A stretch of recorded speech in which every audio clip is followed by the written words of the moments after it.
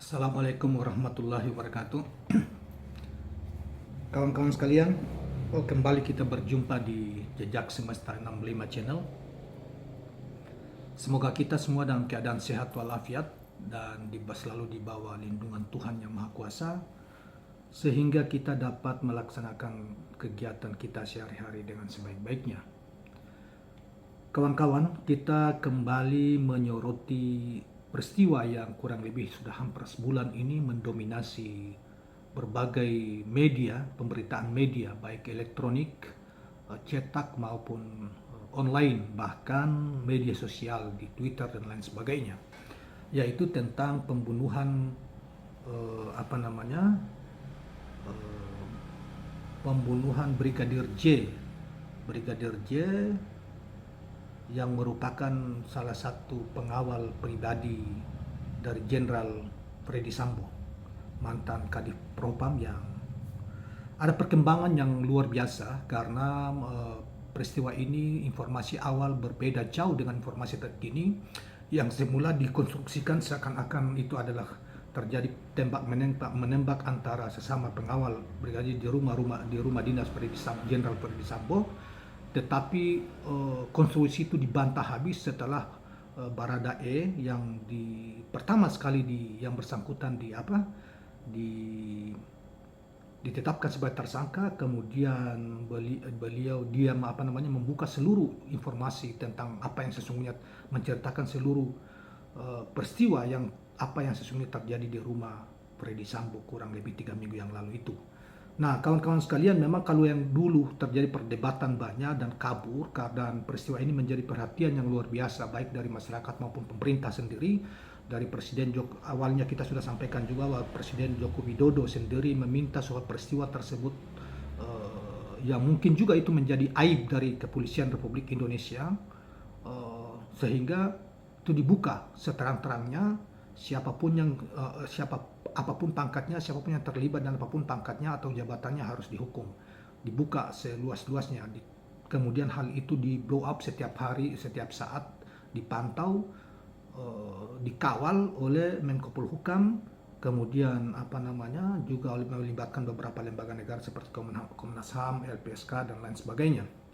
Kawan-kawan sekalian, setelah peristiwa buka mulutnya, artinya Baradae membuka seluruh apa yang sesungguhnya terjadi ketika dia setelah ditersangkakan, kemudian oleh tim kepolisian, tim khusus yang dibentuk atas perintah Presiden, tentunya ada arahan Presiden tentunya, dan Menko Polhukam yang diperintahkan kepada Kapolri Pak Listio Sigit, Jenderal Listio Sigit, yang kemudian mengungkap siapa dalang pembunuhan yang sesungguhnya dan sekarang sudah terjadi. Hari ini Pak Kapolri dan Irwasum serta Kabar Eskrim telah mengumumkan 3 jenderal ini, 1 Kapolda Jenderal Bintang 4 dan 2 adalah termasuk juga Wakapolda Bintang 3, mengumumkan tersangka baru yaitu Jenderal Freddy Sambo.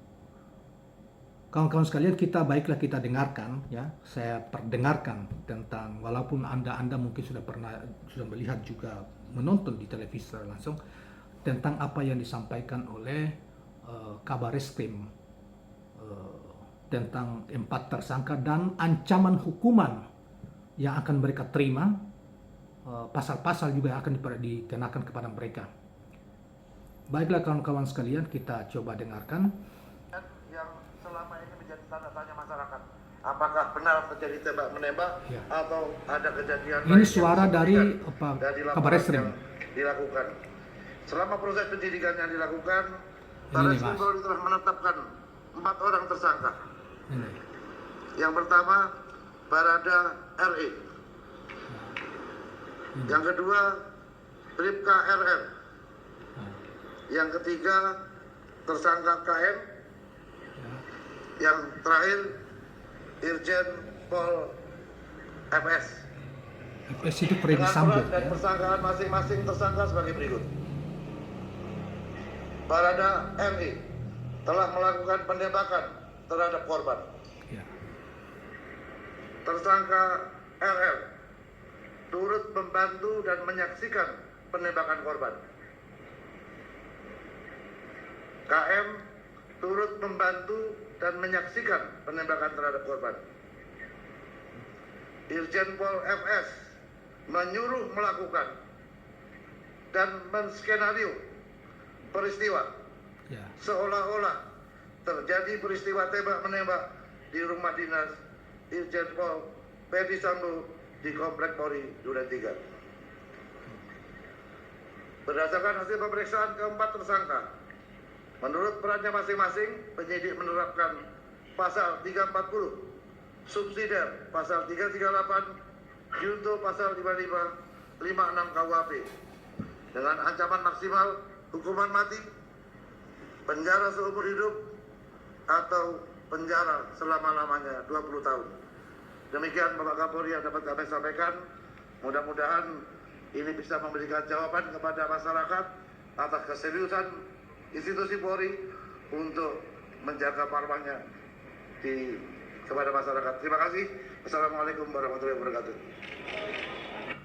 Nah, jadi jelas ya teman-teman sekalian bahwa seorang jenderal ya, seorang pati ya, perwira tinggi Ferdy Sambo akhirnya ditetapkan sebagai tersangka dan terkuak bahwa seperti yang dikemukakan oleh Kabareskrim tadi hasil penyidikan mereka beberapa hari ini, bahwa yang bersangkutan yang kemudian membuat skenario ya, mengkonstruksi skenario bahwa seakan-akan terjadi tembak-menembak ya antara pengawal karena terjadi pelecehan seksual seperti diberitakan di awal ya kawan-kawan sekalian. Nah, tetapi dari hasil penyelidikan dari tim khusus Mabes Polri ini, tadi Kabareskrim kita dengarkan bersama telah menyampaikan bahwa boleh dikatakan bahwa yang membuat skenario terhadap peristiwa ini sesungguhnya adalah Irjen Ferdy Sambo, dan boleh dikata sebagai aktor intelektual. Di video sebelumnya saya mengatakan waktu itu kita belum bisa memastikan siapa sesungguhnya aktor intelektual dari pembunuhan ini. Ternyata sekarang sudah terkuak dan diungkap oleh tim khusus Mabes Polri sendiri. Dan ancaman hukuman ya, jadi pasal-pasal ya KUHP yang akan dikenakan kepada 4 orang tersangka yang awal ini, 1 irjen ini, itu ancaman hukumannya akan dihadapi oleh keempat ini ya, maksimal adalah hukuman mati, yang kedua adalah hukuman seumur hidup, dan yang ketiga hukuman selama-lamanya 20 tahun. Luar biasa. Ini bahaya luar biasa ya apa yang kita saksikan hari-hari ini. Tetapi terlepas dari apa yang sudah dikatakan bahwa peristiwa ini seperti yang tadi saya katakan menyita perhatian publik yang luar biasa masyarakat maupun dari pemerintah, tetapi juga selama ini ya seorang Menko Pak Luhut Panjaitan kan latar belakangnya juga tentara ya, dan selama ini memang beliau tidak ada komen. Tetapi hari-hari ini kita sudah lihat yang dimuat di TikTok bahwa beliau juga geram dan kelihatannya marah dan meminta supaya ini jangan ditutup-tutupi juga, harus dibongkar seluruh kejahatan ya, tanda petik ya, hal-hal yang dianggap jahat yang selama ini dimainkan oleh oknum-oknum tertentu di dalam Mabes harus dibuka semuanya. Itu yang dikatakan oleh Pak Luhut Panjaitan. Sehingga mungkin karena dengan peristiwa ini menyita perhatian publik, menjadi rame, kemudian itu bisa mengganggu prosesi pemerintahan, sehingga soal investasi, soal ekonomi dan sebagainya, sehingga banyak pihak yang geram terhadap ini. Yang awalnya sengaja ditutupi, kemudian sekarang terbuka. Sesungguhnya siapa pelaku pembunuhan terhadap Brigadir J yang merupakan Adidiana sendiri. Motifnya saja yang kita belum tahu persis karena belum diungkap oleh Mabes Polri, masih mendalami motif kenapa Ferdy Sambo menyuruh bahkan kalau kesaksian Baradae itu diduga penembakan dilakukan oleh yang bersangkutan irjen, kemudian disuruh lagi untuk memerintahkan kepada ajudannya juga untuk melakukan terutama Baradae untuk melakukan penembakan, memastikan yang bersangkutan telah mati, seperti yang diungkap oleh kuasa hukum Baradae. Kawan-kawan sekalian, peristiwa ini terungkap itu karena menjadi perhatian para petinggi, ya, para petinggi negara, dan para petinggi negara kelihatannya juga sudah banyak mendapat informasi bahwa di internal di Mabes Polri banyak ada oknum-oknum yang menyalahgunakan kekuasaan sehingga dan perlu penataan supaya Polri lebih positif di mata dalam melaksanakan tugasnya, lebih positif di mata masyarakat maupun pemerintah, sehingga jangan main-main karena tugas seperti yang awal saya katakan bahwa Polri ini adalah suatu lembaga negara yang amat penting dalam kaitan masalah melaksanakan tugas penegakan hukum maupun tentang Kamtibmas, ya, keamanan masyarakat termasuk pembinaan pada masyarakat, sehingga diharapkan personil Polri ini mereka benar-benar tidak menyalahgunakan kekuasaan mereka atau tidak main-main, ya, dalam menjalankan tugas-tugas kenegaraan yang diembankan oleh konstitusi dan undang-undang kepada mereka. Nah, sehingga saudara sekalian ini seperti yang diumumkan oleh Bapak Kapolri juga bahwa sudah puluhan orang diperiksa, bahkan sudah dicopot jabatan-jabatan mereka mulai dari Kapolres Jakarta Selatan, kemudian ada beberapa, ada sekitar 7 di Polda Metro Jaya, kemudian sekitar 40-an orang yang telah dicopot, dimutasi, ditempatkan ulang ke ini karena dan masih mereka juga mendapat sasaran untuk pemeriksaan dalam kaitan masalah peristiwa ini di masa-masa yang akan datang. Bisa jadi tersangkanya bertambah, bisa jadi di masa yang akan datang, bukan cuma hanya 4 orang ini.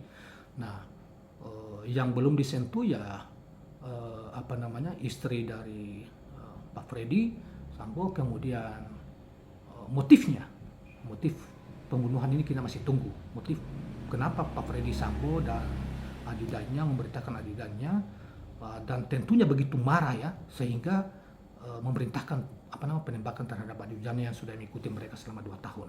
Inilah yang masih misteri, motifnya apa?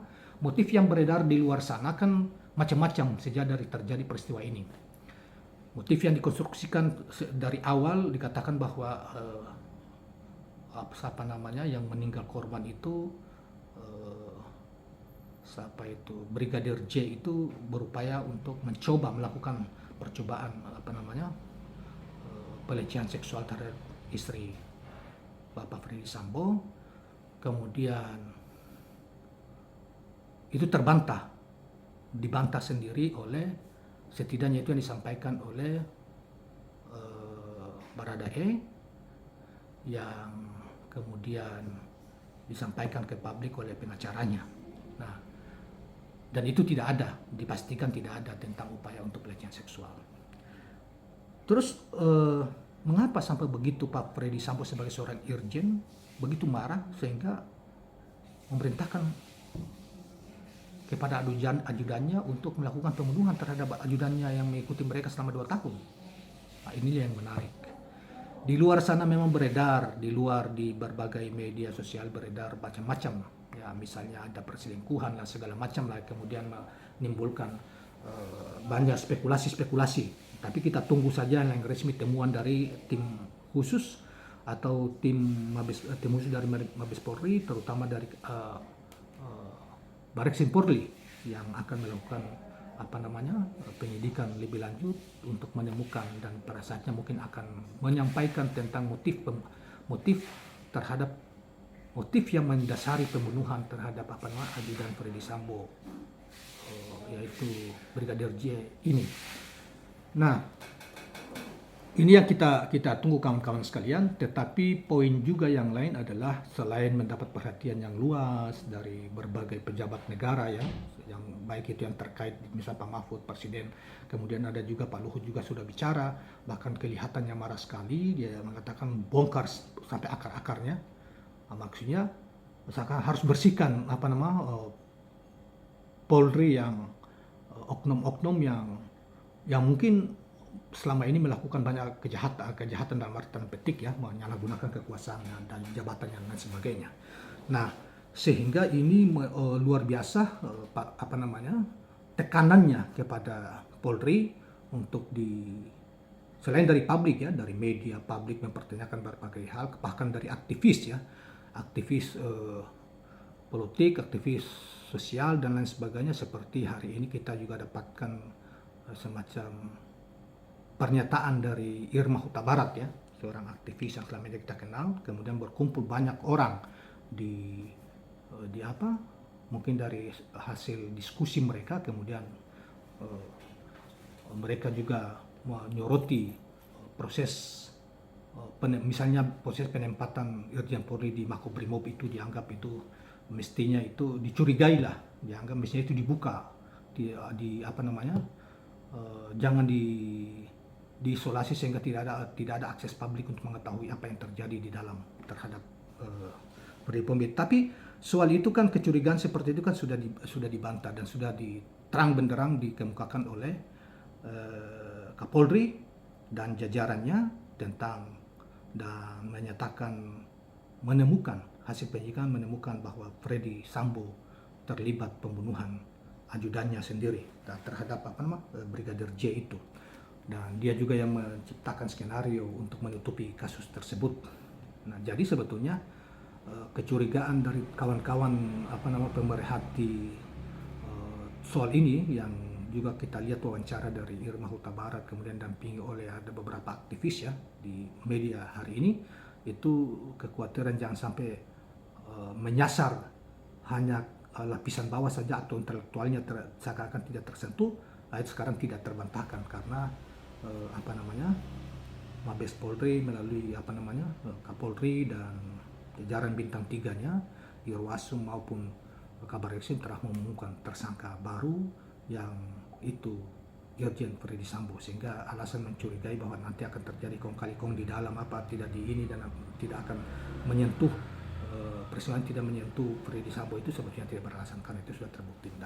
Nah, kawan-kawan sekalian, jadi memang ini istimewa, kasus ini istimewa dalam pengertian dalam sejarah Polri ini ya, selama ini hampir tidak segegap gempita seperti yang terjadi sekarang ini, dan hampir seluruh media masyarakat menaruh perhatian berminggu-minggu ya, itu mendominasi pemberitaan tentang ini, dan kemudian Mabes Polri melalui tim khusus yang menemukan ini dan setelah mengumumkan hasil penyidikan sementara mereka, dan kita salut sekali lagi, kita salut terlepas dari berbagai tekanan, baik dari perhatian terhadap kasus, baik dari Presiden, Menko Polhukam, termasuk juga Pak Luhut Panjaitan ya, sebagai salah satu menteri senior yang bergelimang banyak terhadap soal pemerintahan, dan tekanan pagil begitu luas, kemudian juga melibatkan lembaga negara yang lain, Komnas HAM dan lain sebagainya, sehingga apakah ini bisa terungkap secara cepat, dan termasuk tidak cepat karena andaikan dari awal itu ditangani oleh Bareksi mungkin jauh lebih cepat, tetapi ini kan pertama dari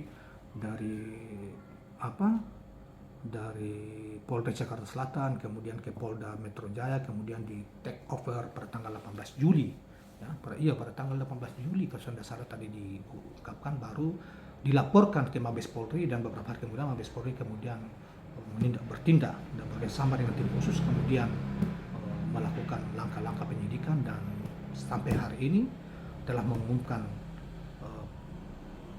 tersangka yang keempat tadi yang sudah diberitakan tadi. Nah, jadi poinnya saudara sekalian, saya ulangi, pertama memang ini menjadi perhatian yang luar biasa publik ya, dan kita ambil positifnya saja bahwa ini publik menginginkan polisi itu sebagai sebuah lembaga negara yang yang menjadi lembaga strategis dan milik rakyat Indonesia.